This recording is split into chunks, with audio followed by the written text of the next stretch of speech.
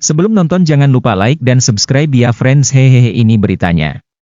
Beijing, antara militer Cina dan Indonesia akan mengadakan latihan gabungan bantuan kemanusiaan dan penanggulangan bencana (HADR) di Indonesia dari akhir November hingga awal Desember, kata juru bicara militer Cina Wu Qian pada Kamis 28 November. Wu Qian mengatakan bahwa sesuai kesepakatan antara militer kedua negara, pasukan dari Komando Palagan Selatan Tentara Pembebasan Rakyat Cina, PLA, akan berpartisipasi dalam latihan gabungan HADR yang diberi nama PAC Garuda 2024, Garuda Perdamaian 2024. Latihan ini menjadi latihan gabungan pertama di bidang bantuan kemanusiaan dan penanggulangan bencana antara kedua belah pihak. Dalam latihan gabungan itu, elemen Angkatan Darat, Angkatan Laut, dan Angkatan Udara dari kedua belah pihak akan melakukan latihan pencarian dan pendeteksian, perawatan medis, evakuasi personel dan pemukiman, perlindungan nuklir, biologi, dan kimia, nubika, serta pengantaran menggunakan parasut. Mereka juga akan melakukan berbagai aktivitas kebudayaan dan olahraga. Kata Wu menyebut bahwa militer Cina dan Indonesia mempertahankan pertukaran tingkat tinggi yang erat selama beberapa tahun terakhir serta mencatatkan hasil-hasil yang bermanfaat di berbagai bidang kerjasama. Mengingat kedua negara pada tahun depan akan merayakan 75 tahun hubungan diplomatik, pihak Cina bersedia bekerja sama dengan pihak Indonesia untuk kian memperkuat pertukaran militer dan meningkatkan mekanisme dialog pertahanan, ujar Wu. Wu menyebut bahwa militer Cina dan Indonesia mempertahankan pertukaran tingkat tinggi yang erat selama beberapa tahun terakhir serta mencatatkan hasil-hasil yang bermanfaat di berbagai bidang kerjasama.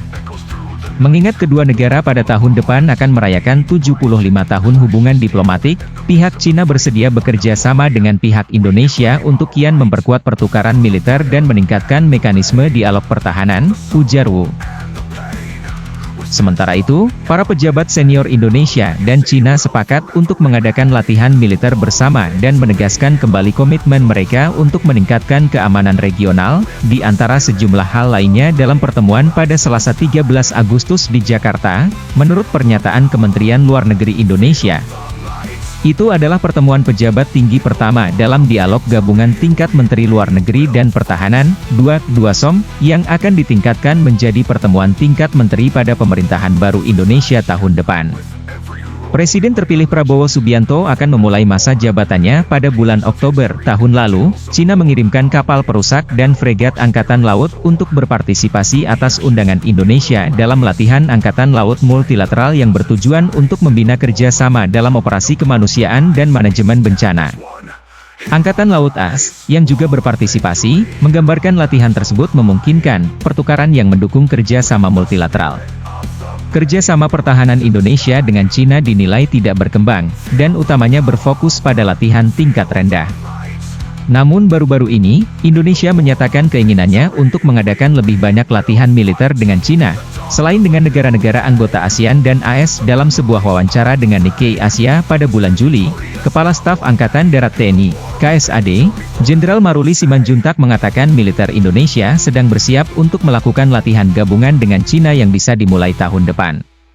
Indonesia, seperti sebagian besar negara tetangganya, mengupayakan kerja sama pragmatis dan ingin melindungi diri dari ambisi hegemoni Cina, kata Gregory Poling, peneliti senior dan Direktur Program Asia Tenggara dan Inisiatif Transparansi Maritim Asia di Pusat Kajian Strategis dan Studi Internasional, CSIS. Hal ini juga menjelaskan mengapa Jakarta akan terbuka terhadap latihan militer tingkat rendah dengan Cina.